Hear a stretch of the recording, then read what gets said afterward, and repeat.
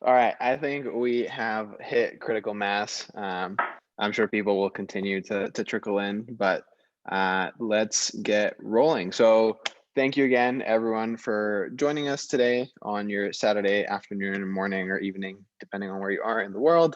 I'm Nathan Goldberg, Harvard College class of 2018. I'm one of the founders of Harvard Forward, but today is not about me, so we'll just get right into the event logistics. The chat is closed just due to previous issues with Zoom bombers, but audience members can use the Q&A feature to ask questions. We'll reserve time at the end of the event specifically for audience questions.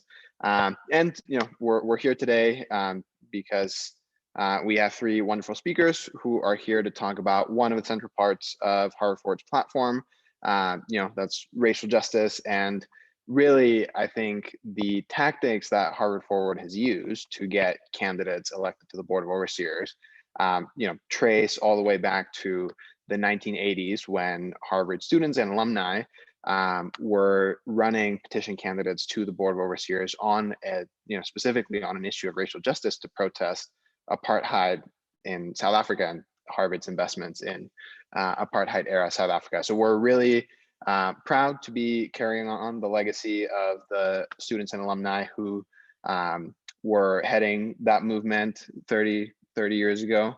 And the purpose of today's event is to, one, discuss what we mean by racial justice in the context of Harvard in today's day and age, engage in a conversation about why this matters and why this is part of the Harvard Forward platform, and share opportunities on how Harvard can improve its role in advancing equity, and including specifically through the role of the Board of Overseers. So just as a quick refresher, the Harvard Forward platform for 2021 explicitly calls for the divestment of university assets from the prison industrial complex, for the creation of an ethnic studies department and a concentration in the College of the Faculty of Arts and Sciences, and for the development and implementation of several university-wide anti-racism initiatives, including, for starters, renaming the Board of Overseers. One more thing is that another one of our planks in the platform is the climate justice and climate action plank. We want to be really clear that we see those things as being inherently linked. Our efforts to combat the climate crisis need to center racial justice and racial equity in order to really solve the issues that we're facing.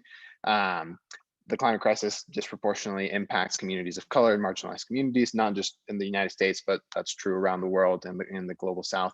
So it really is crucial that racial justice and climate justice are being thought about, talked about, and implemented together. And we are hoping that this will be the start of a conversation on these issues, on how we jointly can reimagine Harvard's role in socially responsible leadership. And we're looking forward to hear from the panelists now. The exciting update that we have for this morning is that we have been told by the Office of the Governing Boards that all of our candidates have secured enough signatures to qualify for the 2021 Board of Overseers ballot by petition. So we are sharing that with everyone who's here today. We won't be announcing that publicly until Monday with press release and social media push. So if you could keep that close to your chest for now. But we are, really excited to now shift our focus, not to the petition period, but to the election itself and getting Yvette, Natalie, and Megan on the board.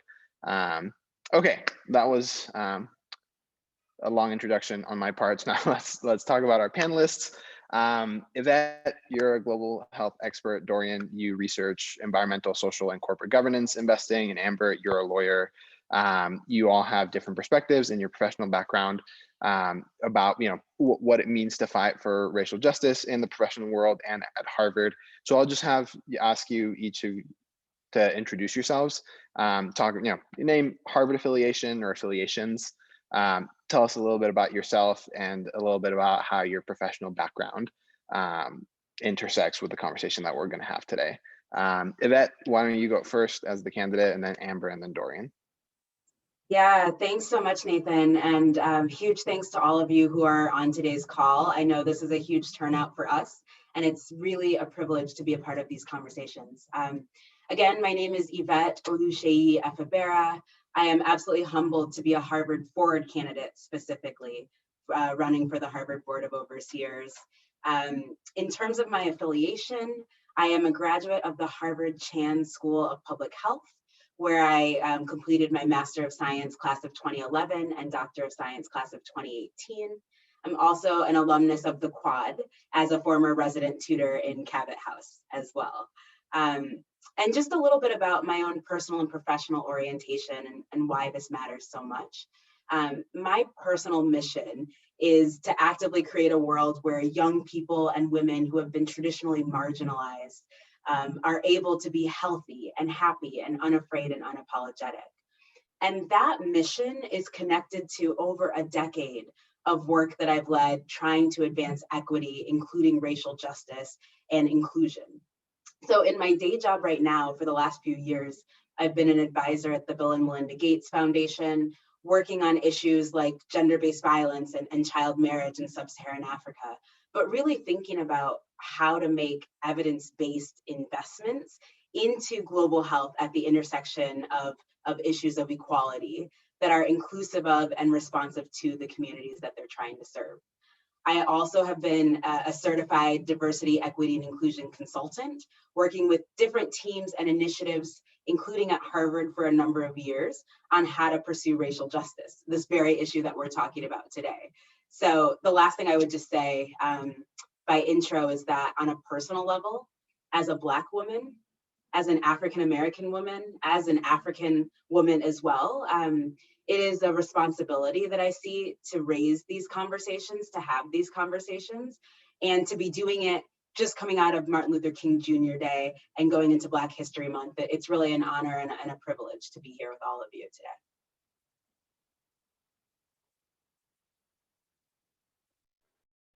Thanks, I'll hop in next. My name's Amber Ashley James. I'm a 2011 graduate of the college. I'm a 2019 graduate of the law school and the business school, and a former resident tutor in Winthrop and a former resident of Quincy House when I was in undergrad.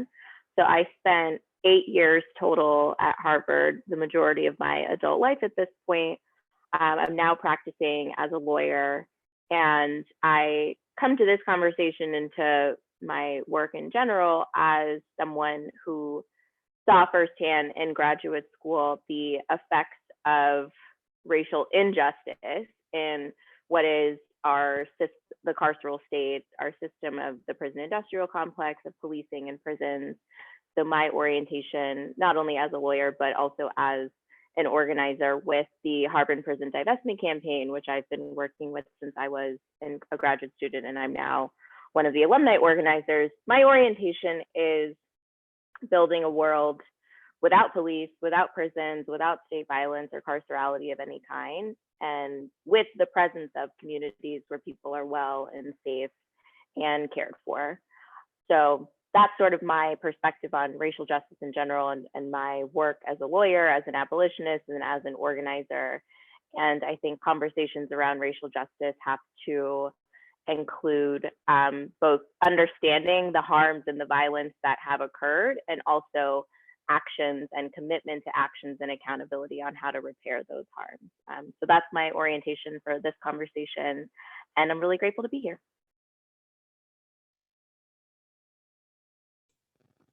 Great. My name is Dorien Nunez. I am Harvard class of 79-80. So I remember those days when they tried to eliminate the African American Studies Department, when they tried to name the library at the Kennedy School after Engelhardt, and we protested against that, and all of this stuff about apartheid that you're talking about. I was also a community organizer against redlining, and I can thank the Institute of Politics for giving me a grant as a college student to research the CRA Act of 1977. I'm surprised, I'm disappointed that it still needs to be implemented today, but y'all generation is going to fix that. My MBA is from Harvard Business School, class of 84, where we did some work on South Africa free index funds. I'm a consultant to pension funds, money managers. So my career has been on Wall Street. We have a line of research called Woke that specifically looks at ESG investing and how one can make money and still do socially responsible investing at the same time. I also am on the board of the Harvard Club of Louisiana, and been members of various Harvard clubs and Harvard Business School clubs around the country. And I want to give a shout out to Nathan Goldberg and the entire Harvard Forward team for having the vision and the persistence of doing everything that they've done to make Harvard a better place. If I make one last comment, Harvard's endowment is $40 billion. It is the largest endowment of any university in the country. What Harvard does with its investments matters. Senator Tim Wirth told us that a couple of times ago, and we should be mindful of that. So our energy is focused on how Harvard should and could invest. We work on women and minority managers, trying to get them into the economic mix and the ability to manage funds and provide their insight as well. So that's my story, and it's not changing. Awesome. Well, great. Thank you for the shout out, but really we can only do this in a very literal sense with the support from at least 3,000 Harvard alumni. So it's a team effort, and we're really thankful for everyone that is signed and last year voted for the Harvard Forward candidates to make Harvard a little bit of a better place. But I think that's a great segue into the next round of questions, which is, let's try to land this conversation about racial justice into Harvard. You know, what has Harvard done that is not great? What has Harvard done that might be, steps in the right direction, and what can Harvard do? What vision can we have for Harvard to advance racial justice and racial equity if we can transform how we think of Harvard or Harvard's leadership? Amber, do you want to start us off on that question? Sure, happy to. So having spent, as I mentioned, most of my adult life at Harvard, I think the one common thread about racial injustice at Harvard is a commitment on Harvard's part to nominally or reputationally have a commitment to racial justice, but a woeful lack of commitment to actually enacting change and action and reparations for racial injustice. And I think about particularly the several committees and subcommittees and task forces around reckoning with Harvard's legacy of slavery. There have been at least two that I can think of over the years that I've been affiliated with Harvard, and Harvard generating conversations and research and investigations to Harvard's ties to chattel slavery. In exactly zero of those conversations have I seen a real commitment to Harvard reckoning with the legacy of slavery by confronting modern day manifestations of reformed versions of chattel slavery that manifest through systems of policing and imprisonment. So as someone who understands prisons to be reformed plantations and police to be reformed slave patrols, it's been universally disappointing to see that Harvard at every turn, at every invitation, just refusing to really reckon with the fact that a university which claims to be reckoning with the legacy of slavery woefully refuses to engage in conversation around the fact that the university is currently profiting from human beings being held in cages and companies manufacturing weapons to terrorize Black and brown and marginalized communities. So when I think about racial justice, I think about what will it take for Harvard to actually commit to the action, commit to the reparation. Specifically as an alum of the law school, during my tenure there was a lot of conversation around changing the Harvard Law School crest.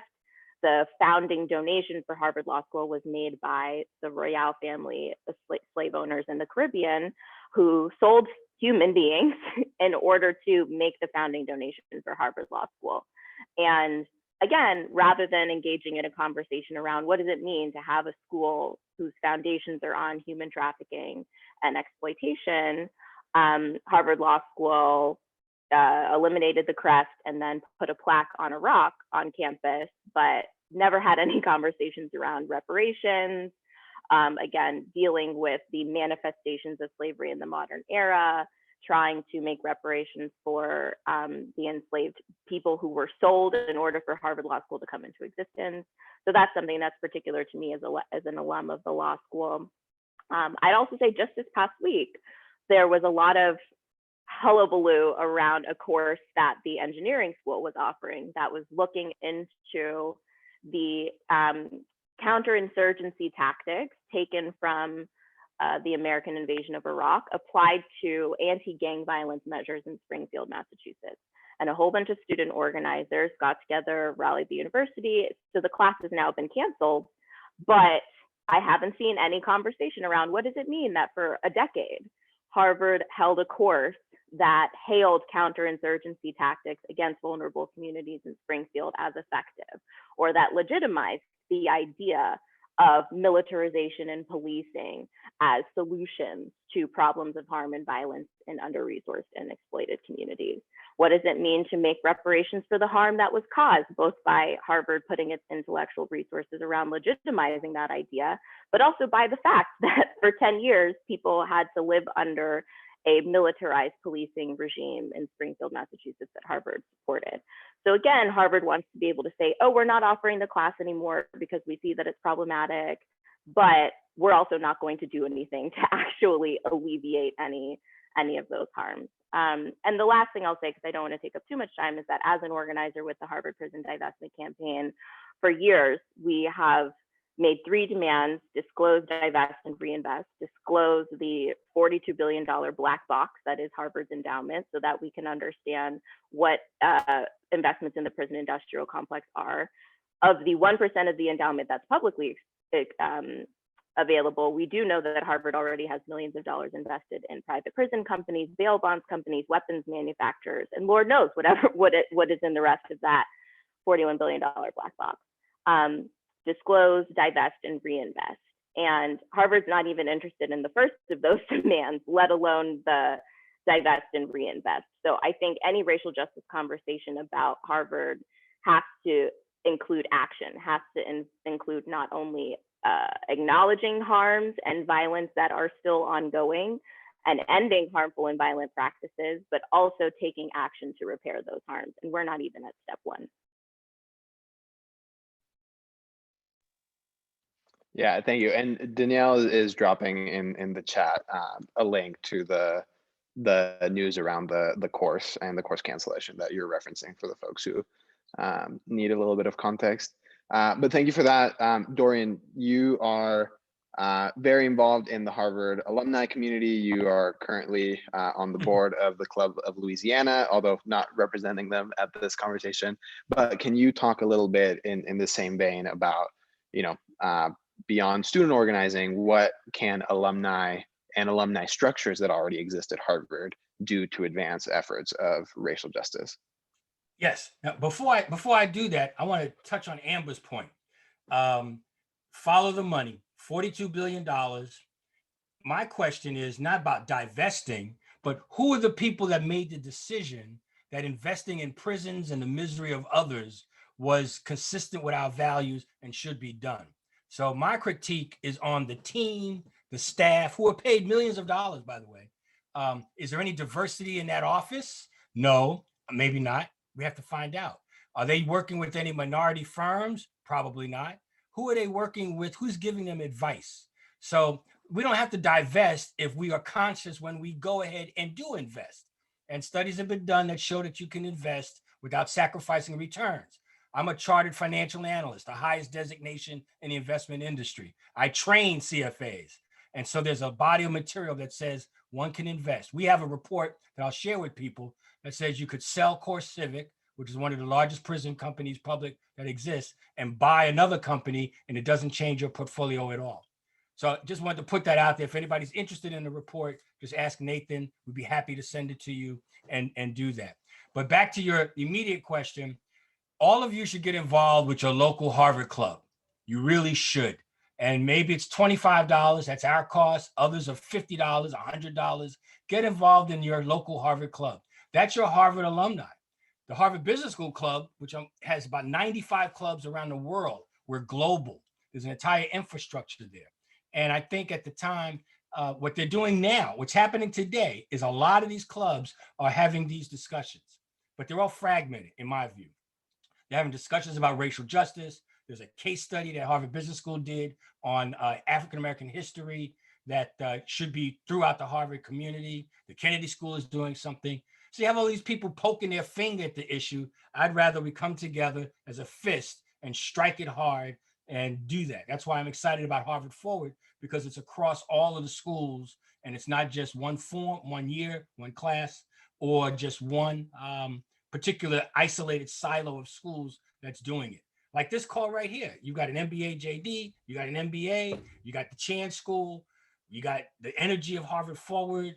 Give us another month and we'll come up with some real strong intergenerational. I'm the older guy here, so that's good. And we got a lot of people in between. Get involved with your local Harvard club, get involved with your graduate school club, and communicate. Zoom is a beautiful thing at this time of year because of the situation that we're in. Bad reason, good tool. Did I answer your question, Nathan? Well, yes, but I'm going to ask you to go a little bit deeper. I think it's great. You know, we definitely want to encourage Harvard Forward supporters to get involved in the existing structures to start changing things from the inside, because that's the whole thesis of what we're doing. Yeah. But once people get in, I mean, what can clubs actually do to advance? Let me give you two quick examples, and thanks for following up that way. Here's one. I'm a member of a group of alumni. During the reunion years, they bring all the alumni together. So we've got another group. It's called Class Act 79, Class Act 73, Class Act 85, and we come together just within our class. February 23rd, we're hosting an event with Ray McGuire, who's a classmate, MBA, law school. Citibank just did a study that said the cost of racism is $16 trillion. That's Citibank. That's not a left-wing, tree-hugging organization that's saying this. That's Citibank that quantified it. Hope I don't offend anybody but call it tree hugger, but that's called environmentalists. So now, so February 23rd, you can hear that discussion and then we can talk about it. Class Act 85 is talking about having an interclass discussion afterwards. Harvard Business School Club of Boston has an entire series on racial equity.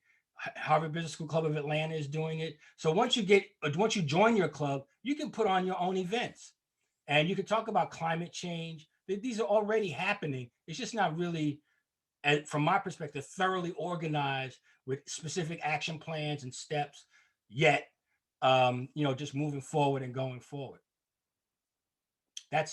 But join your local club and then get involved on events, or find the people who are doing events and just support them. Just promote those events that they're doing. I'd love to hear from Dr. Yvette in the future about the stuff that she's doing. So I will say this right now. I'm the events co-chair for Harvard Club of Louisiana. So each of you can come and do an event with the Harvard Club of Louisiana that we will share with the entire global Harvard network on a subject that we will pick. Prison divestment is a good one. Whatever it is that we choose to, whatever it is that we come together and do. It's all about the networking, and the Alumni Association supports that. So there's not against doing that. You just have to roll up your sleeves and be involved. The door is open. So how many of you are Harvard Club members in your local community right now? I see you out there. This is like romper room. I see you. That's so join, be involved, get onto the committees, or at least do an event.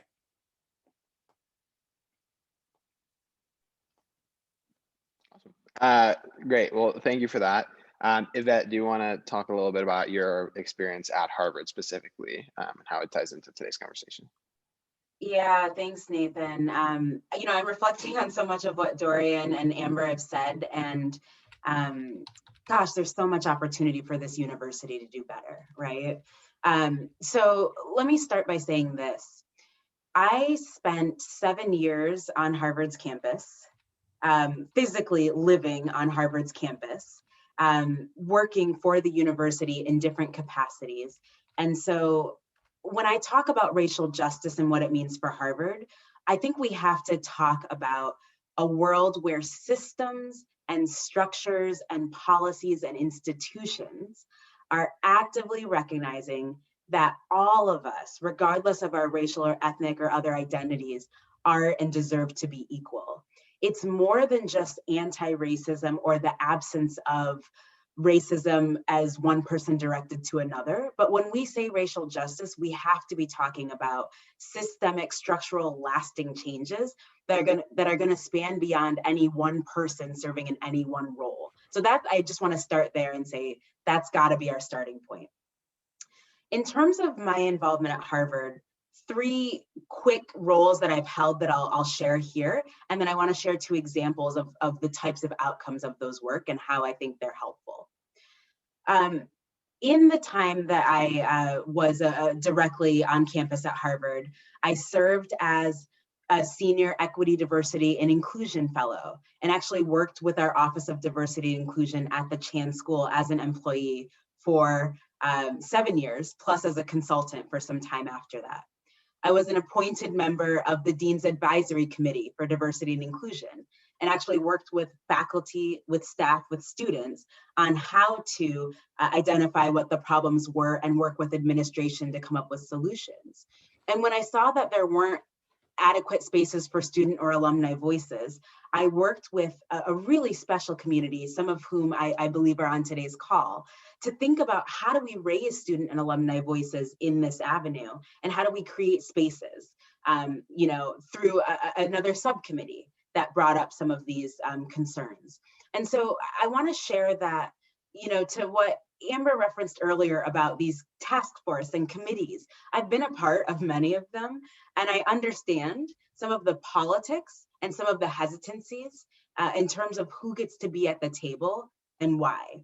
A couple of initiatives that I would just flag that I think give me hope for how we advance racial justice at Harvard. One, systematic data collection and transparent reporting. One of the things that the Dean's Advisory Committee for Diversity and Inclusion institutionalized was actually an annual reporting of demographics at the School of Public Health. Who were the students who applied? What were their backgrounds? Were they underrepresented US minorities, international students belonging to other communities? And what about for faculty and for staff as well, especially with faculty at different levels on the tenure process? That's really helpful data to have publicly available, because when you look at the data, I can tell you, looking recently, 2018, you saw that actually PhD students incoming to the Harvard Chan School, the percentage who belonged to underrepresented minority groups was actually the lowest that had been in the last 5 years. We can't even start to identify what the problem is and come up with the solutions if we're not systematizing how we get that data and how we put it out there transparently. That's the type of thing that I think helps us identify, when we talk about racial justice, what is even the problem, so that we can come up with solutions. A second example, one of the things I'm so proud to have led was an initiative where we actually created an online reporting mechanism where members of not just the 3,000 plus at the Chan School, but the whole community could report when they see discrimination or when they experience that, especially in settings like the classroom or in interactions with faculty and staff in ways that might not have felt safe to report on, right? This goes back to the violence or the harms that Amber was mentioning earlier. We also, though, we didn't just create this system, we also thought about the back end, working directly with administration. What happens when someone reports? Who receives the report? What is the time frame that they have to respond?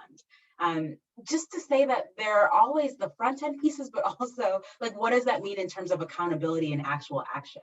Those are just 2 really small, I would say, examples of some of the ways that I've been a part of some of these racial justice initiatives on campus, and where I think there are so many opportunities to actually advance how the university does this work. Last thing I want to say, I want to touch really briefly on what the question that Rick raised. And I hope to come back to this a little bit more when we talk about the role that the board could have specifically. But I think we have to start by acknowledging that there is a history of oppression, that there is a history of injustices on this campus that are not just from the past, but that have real-time implications today, that manifest in the ways in which Harvard created the policies about who it brings into its walls, the policies about what it looks like to be successful and to make it through your time at Harvard, the policies and the procedures about who gets to be a part of having these conversations and making these decisions. And I will tell you, I have seen that Harvard is selective about who it invites into the room. That's why I'm running on the Harvard Forward platform specifically. And that's why I think it's so critical for alumni voices to keep being raised so that the university has to be accountable to the needs that we are all saying that are there.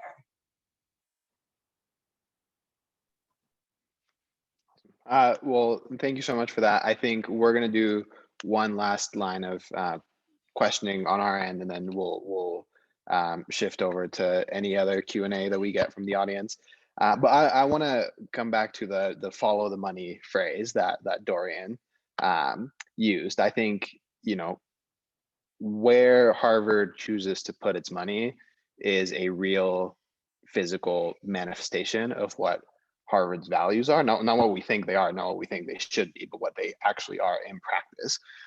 And so, Dorien, I'd like for you to touch a little bit on your professional work in ESG and explain, you know, what ESG is, why it's important, you know, what are some of the arguments against it, how would you counter them, and then Amber, if you could follow that up with some of the background into the research that the Harvard Prison Divestment Campaign did into Harvard's endowment and the obstacles that you faced with that.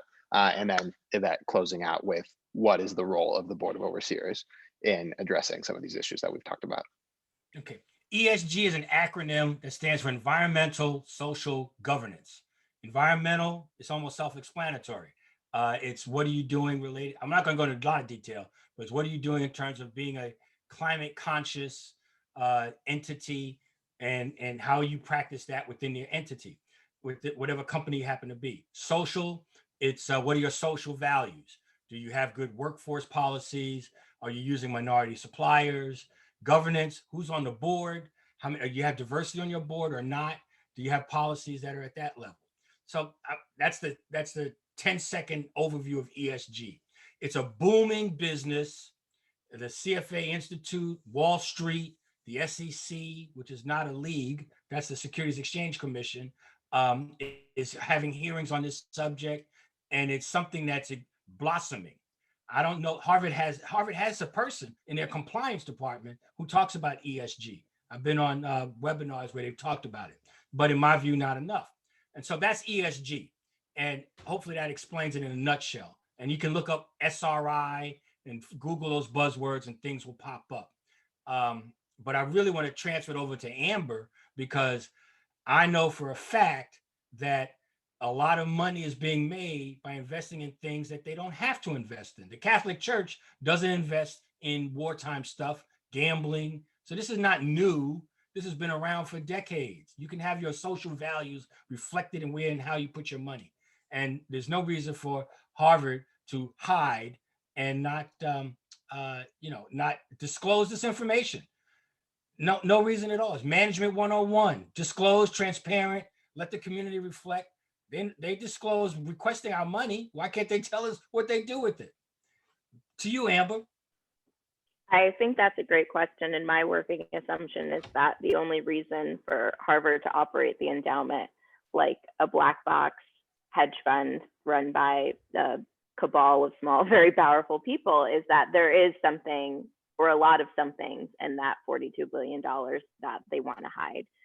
So the Harvard Prison Divestment Campaign has for years been doing research into the 1% of the endowment that's publicly disclosed. And in that research, it came up that Harvard has millions of dollars invested in private prison operators, including CoreCivic and Geo Group, which are the types of companies that are running concentration camps for refugees on the border. They're the type that's the largest it's the largest sector of companies that are running all ICE detention facilities. Only about 8% of incarcerated people in prisons and jails are in private facilities, but in the immigration context, that's much larger. And so Harvard, all of the suffering that you hear about children being separated from their families and refugees being kidnapped at the border, ICE making raids at factories, all of that kind of stuff is being funneled into keeping bodies in these billion-dollar companies,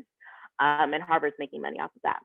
The research also demonstrated that Harvard has investments in the bail bonds industry, which is literally keeping people in jail just because they're too poor to pay bail. That to me, again, going back to Harvard's lack of reckoning with its legacy of slavery, is there's a straight line between Black people being enslaved, being shackled, being chained, and their labor being exploited in chattel slavery to today, when you have disproportionately Black and brown people who are in jails, in prisons, forced to labor for an average of 81 cents an hour, because they're poor. And so again, Harvard not only refusing to account for its continued engagement in the legacy of slavery, but to really talk about that and engage with that, let alone change. That to me is just an indication of a lack of real commitment to do the work of what it takes to make racial justice a reality, not just a slogan for a committee. Other things that came up in that research is that Harvard is invested in the companies that manufacture tasers, which are a weapon of war that are used by policing entities all over the country to inflict harm and violence, again, on Black and brown and racialized and marginalized and poor communities. We know that 50% of people who are killed by police have some sort of disability. So thinking about Harvard profiting from the weapons that are manufactured to allow police to inflict violence on all of these vulnerable populations, that doesn't sit well with me as a Harvard alum, as a Harvard affiliate, as a member of the Harvard community. So that's just the research that, again, HPDC was able to do on the 1% of the endowment that's publicly disclosed.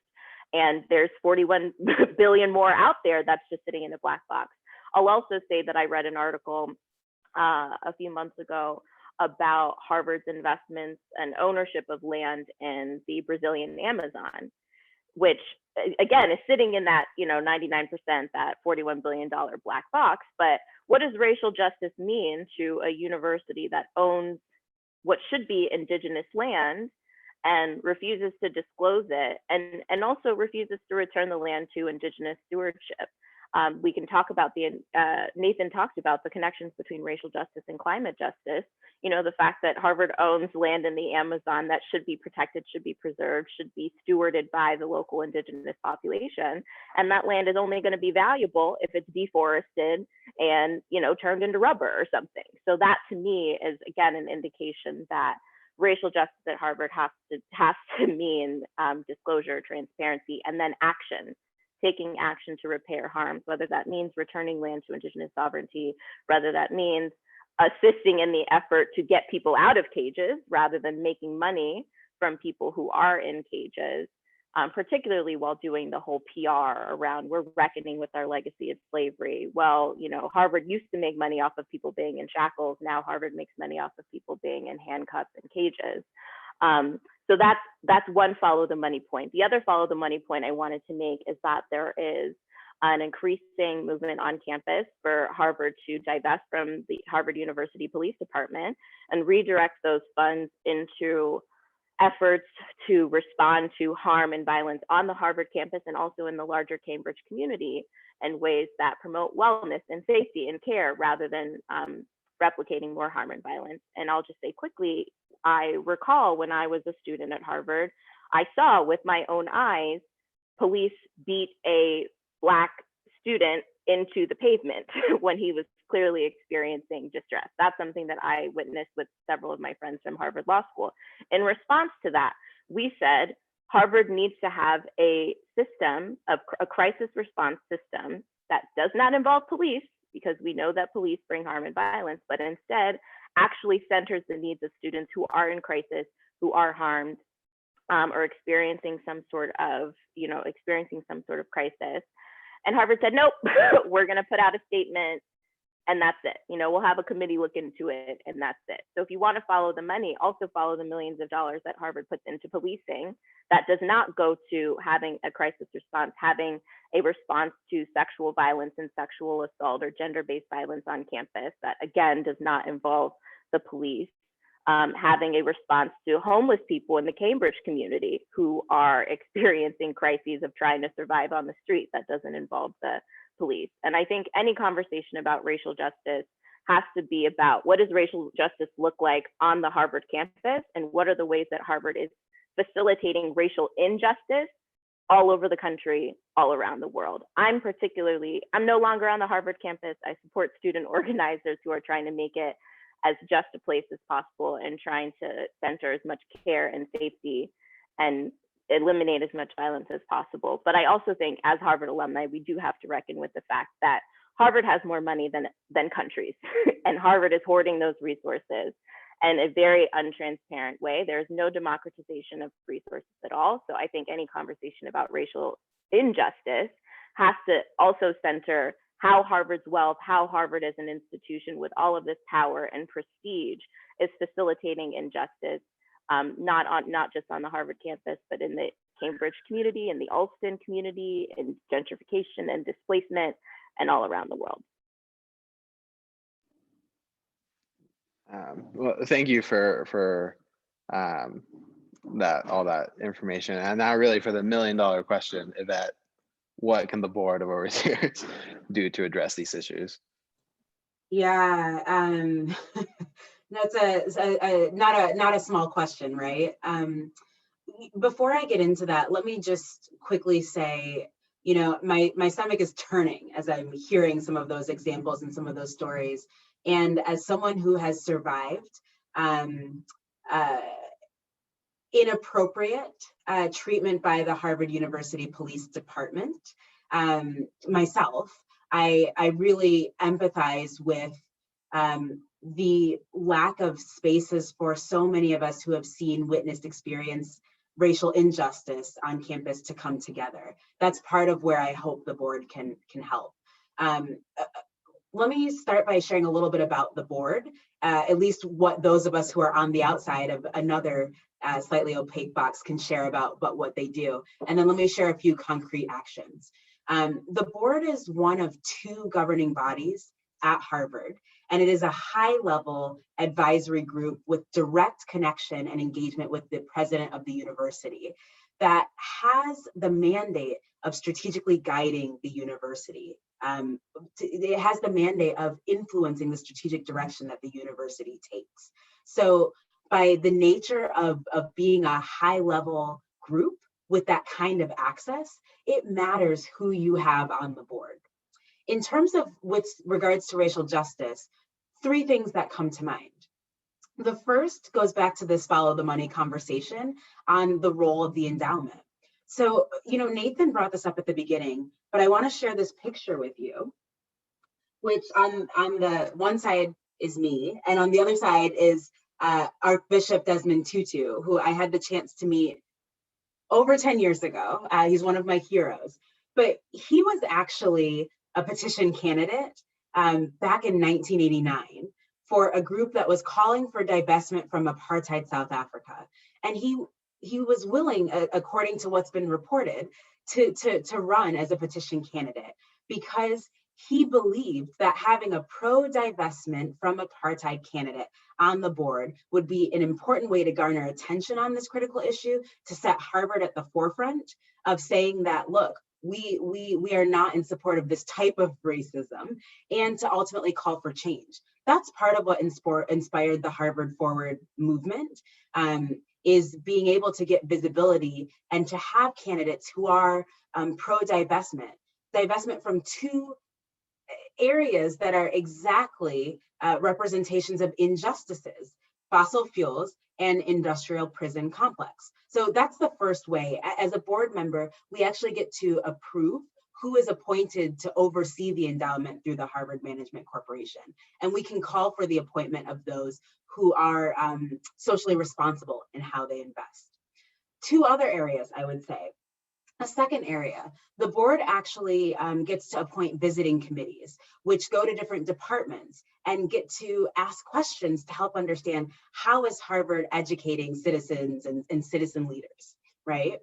In 1974, actually, the board had included questions that were specifically targeted at gender equality, specifically asking departments or programs that they visited to talk about the role of women in the department. How many women faculty were there? What if in 2021, the board were to ask questions that pointed at things like racial justice, right? What if the board were to ask questions about how many students belonging to underrepresented groups were included in their departments? How many tenured faculty from these same areas were a part of a department? The curriculum that's being taught or the lack thereof. We've heard calls for over 5 decades for an ethnic studies program and department. That would be such a powerful way for the board to actually ask the type of questions that get reported and recorded that ultimately influence the strategic direction the university is going to take. The third area that I would say, the board can re-examine its own rhetoric and its own name. You know, you often hear me refer to the board and not the Board of Overseers, because the term overseers conjures a history and a legacy of slave ownership. Frederick Douglass writes about this centuries ago, that overseers were those who oversaw the slaves. So that's a third way in which the board could actually take action almost immediately. The last thing I want to say, I know I want to get into questions from those who are on the call here. I want to be very clear that the board is one avenue for advancing racial justice on Harvard's campus. It is not the only way to do it, and we have to have more conversations with more voices in the room. But I will tell you that I would not be running for this if I didn't think that there was an opportunity to influence Harvard at the highest levels. So I think that this is one extremely important avenue that our voices have to be heard in. And Nathan, let me add something here, because Dr. Yvette is exactly right with everything that she said. But there are other things that the endowment and the board can do. When you own stock in a company, you get to vote on the board of directors, and you have people who you put on the board of directors. And when you invest in private companies, sometimes you get to assign board seats for people to be on those private companies. There's a move now at the SEC, and there's a move within the U.S. Chamber of Commerce of putting more Black and brown people on boards of public and private companies. Over at the HBS, over at Harvard Business School, we're involved in doing that. I'm involved with a group of my undergraduate class alumni. This sign behind me says Black and Crimson. Those are African-American alumni from the classes of 74 through 85 who have 15 to 20 years of experience and are preparing ourselves to be on some of these boards, private and public, where we can have a voice and make a difference. So if you're interested in that, feel free to contact Nathan. Nathan can put you in touch with me. Just send your resume. We submitted 50 resumes to a group already that's looking to diversify. They use the word diversify their boards of directors. But this is the opportunity today to have a voice. And as alumni and experienced people, we can go ahead and hopefully get Harvard Endowment to vote for some of these more progressive, enlightened, diverse board members. The NASDAQ, those of you who've been following GameStop and the stock market, and then I'll stop, but the NASDAQ has 3,300 companies. They're supposed to put diverse board members on in the next 2 years. I think Harvard alum have some credentials that they should be interested in. Now we just have to make sure that we're all educated, informed, and enlightened so that we can, and prepared to serve on that. So that's our Black and Crimson group. Send your resume or request if you're interested. We want you to have experience. So this is a little bit further up the alumni curve, if you don't mind. But then we'll come down the curve and talk as well. But if you're on the overseers board or the endowment board, you can control those board votes and make a real huge economic difference. So Nathan, back to you. Awesome. Well, I'm going to make one last plug for any questions from the audience to use the Q&A chat. But in the meantime, I think Dorien, it would be great to hear a little bit more from you about just go into a little bit more detail about the efforts you referenced from when you were a student on campus. From the student side? Well, to give y'all some historical perspective, I was on campus from 75 through 80, and then back in business school from 82 to 84.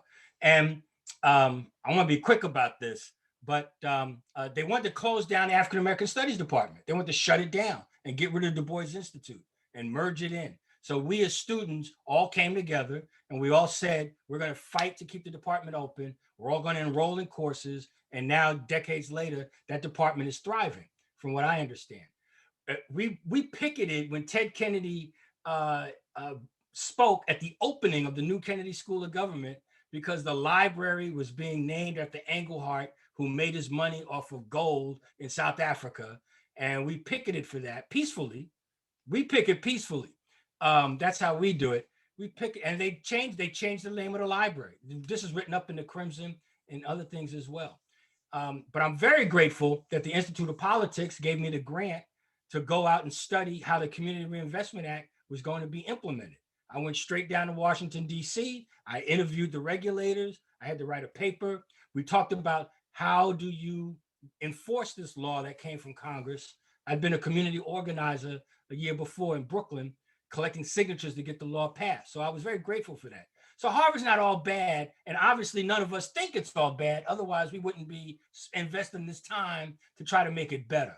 But it can definitely be better. We could all be better. But we have the ability with Harvard Forward to make sure it's better, moving forward. You mentioned the law school. Let me just mention this, please. You mentioned the law school. There's a law center called the Reginald Lewis Law Center. Reginald Lewis African-American, gave the largest gift ever to Harvard Law School, $3 million to build the Reginald Lewis Law Center. He was a lawyer who worked with minority businesses.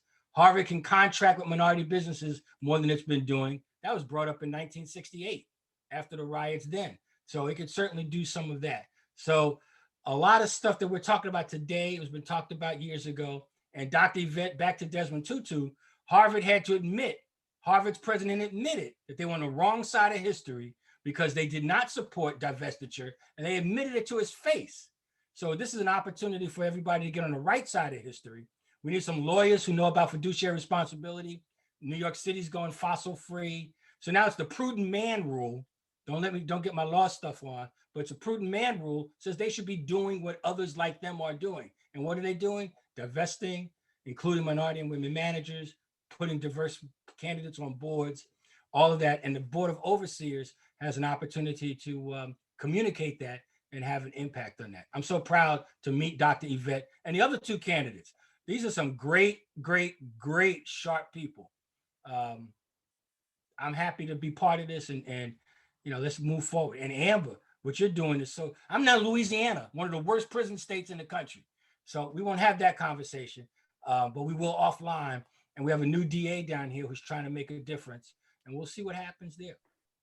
And it's one of the worst prison states in the country because it was one of the worst slaveholding states in the country too. So that's not surprising. The only other thing I wanted to say is that I think it's great that Harvard acknowledged that it was late to the game when it came to divesting from South African apartheid. But for a university with this much wealth, with this much prestige that likes to present itself as a leader, I personally think it's absurd and embarrassing that Harvard is so late on all of these key issues. And Harvard really should be leading.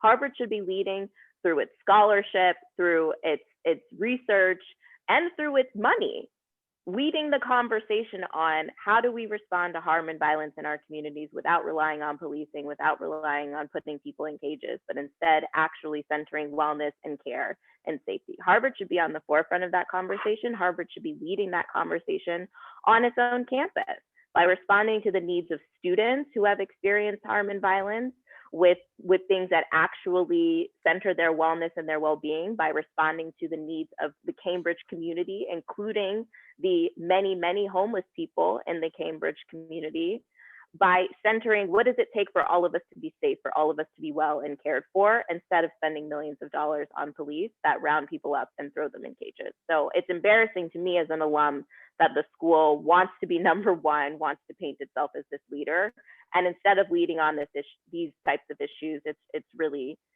dragging its feet.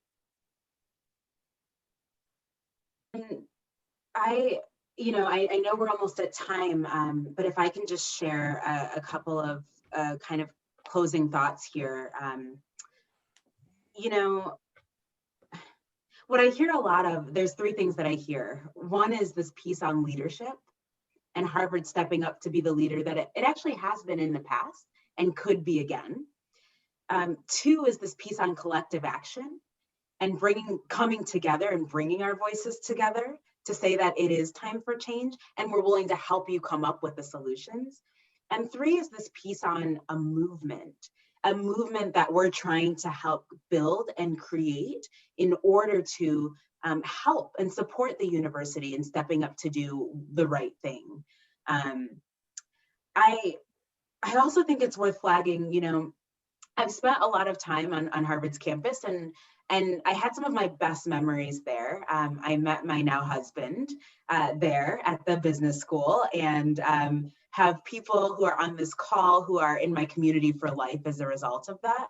But I also understand personally what happens when Harvard fails you, because it doesn't take a stance on racial injustice, because it doesn't understand how the systems and structures that it supports and it purports actually influence you.